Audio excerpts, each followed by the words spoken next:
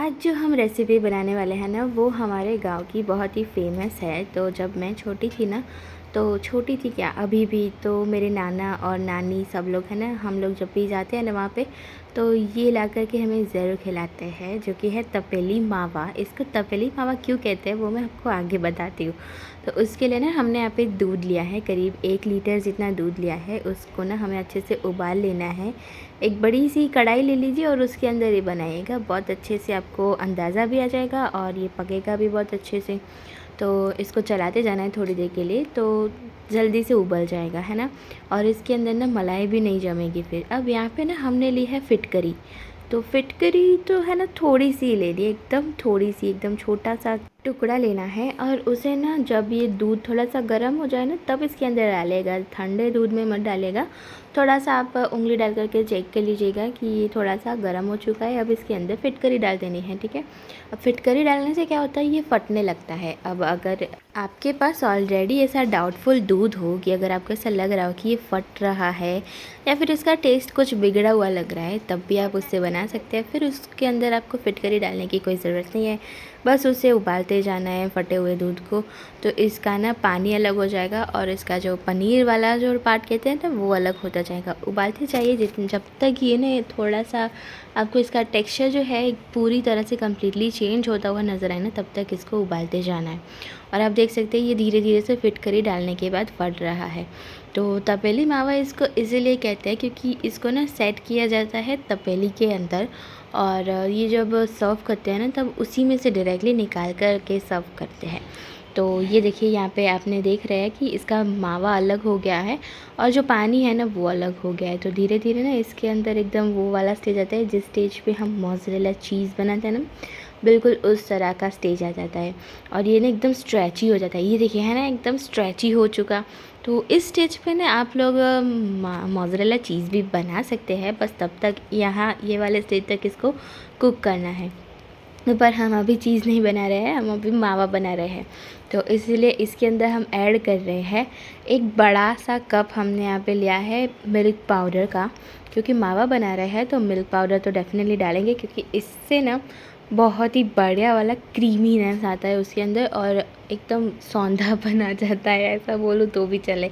अब जब ये थोड़ा सा फटने लगे ना, तभी इसके अंदर डाल दीजिएगा। जब मैंने आपको स्टेज बताया ना एकदम स्ट्रेची वाला स्टेज आ गया, तब इसके अंदर ऐड करना है मिल्क पाउडर। और पूरा फट जाए तब ऐड करोगे ना, तो फिर मिल्क पाउडर के अलग अलग गांठें पड़ जाएगी और वो टेस्ट में नहीं अच्छा लगेगा फिर। इसलिए इसी तरह से बना दीजिएगा। और हाँ, जैसे मैं स्टेप बता रही हूँ ना, उसी स्टेप से बना दीजिएगा, वरना फिर आप लोग कहोगे कि नेहा और नैया ने गलत रेसिपी बताई। और फिर इसके अंदर चीनी भी ऐड कर देनी है। चीनी का तो आप कोई भी स्टेज पे ऐड कर सकते हो, क्योंकि वो तो घुल जाने ही वाली है। और जब तक हम इसका पूरा पानी जल नहीं जाता ना, तब तक इसको पकाने वाले, इसलिए चीनी का अच्छे से टेस्ट आ जाएगा। तो हमने अपने यहाँ पे 1 कप जितनी चीनी ऐड करी है। अब इसको बनने में बहुत ज़्यादा टाइम लगता है, तो ये मत कहेगा कि आपने तो बस 5 ही मिनट कहा था। नहीं, 5 मिनट मैं बोल ही नहीं रही हूँ कितनी मिनट लगेगी, इसको बहुत ही ज़्यादा टाइम लगता है बनने में।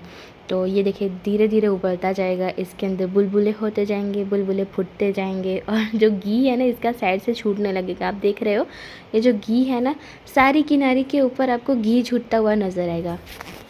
अभी भी इसको बंद करने का समय नहीं आया है। बस ये देखिए इसका कलर चेंज हो चुका है, येलोइश कलर आ चुका है और सारा का सारा अब इसके अंदर मावा बचा है, जो कि थोड़ा सा लिक्विड स्टेज पर है। बस ये थोड़ा सा लिक्विड स्टेज पर मावा होना, तभी आपको गैस की फ्लेम को कर देना है ऑफ़। और ये पूरी तरह से पक चुका है, इसके अंदर चीनी भी घुल चुकी है और जो मिल्क पाउडर ऐड किया था, मलाई पाउडर बोलने वाली थी, मिल्क पाउडर ऐड किया था ना, वो भी इसके अंदर घुल चुका है। अब इसको गैस की फ्लेम को ऑफ कर देंगे।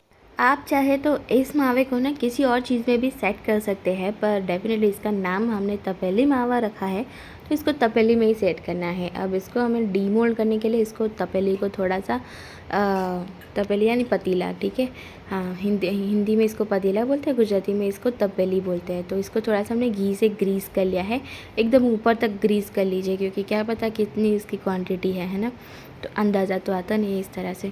तो बस इस तरह से हमने इसको ग्रीस कर लिया है। और फिर अब इसी के अंदर हमने जब मावा बनाया है ना, उसको अंदर डाल देना है और धीरे धीरे से डालते जाइएगा। घी ऑलरेडी मावे के अंदर छूटा हुआ ही है, तो ऐसा मत सोचिएगा कि हमें इसे घी से ग्रीस करना ही पड़ेगा तभी चिपकेगा। अगर आप भूल जाए घी से ग्रीस करना तो भी कोई प्रॉब्लम नहीं है, ये आसानी से डीमोल्ड हो ही जाता है। और इसको थोड़ा सा टैप कर देना है जिससे कि ये थोड़ा सा सेट हो जाएगा और एक लेवल में आ जाएगा। तो बस यहाँ पे हमारा तपेली मावा जो है वो तो बन चुका है। अब इसको हम ठंडा होने के लिए रख देंगे। रूम टेम्परेचर पे ही ठंडा होने दीजिएगा, फ्रीज़ में मत रख दीजिएगा इसको। और ये हमारा तपेली मावा जो है वो बन करके बिल्कुल तैयार हो चुका है। आप देख सकते हैं कैसे इसके पीस पड़ रहे हैं। तो आप इसको थाली में भी सेट करेंगे ना तो भी इसके पीसेस बहुत अच्छे से बाहर आ जाएंगे। और ये मावा जो है ना इतना टेस्टी लगता है, यमी टेस्टी लगता है, और हमारे गांव में तो ये बहुत ही फेमस है। तो बस मेरी रेसिपीज़ आपको पसंद आए तो सब्सक्राइब ज़रूर कर दीजिएगा, लाइक और शेयर भी कीजिए।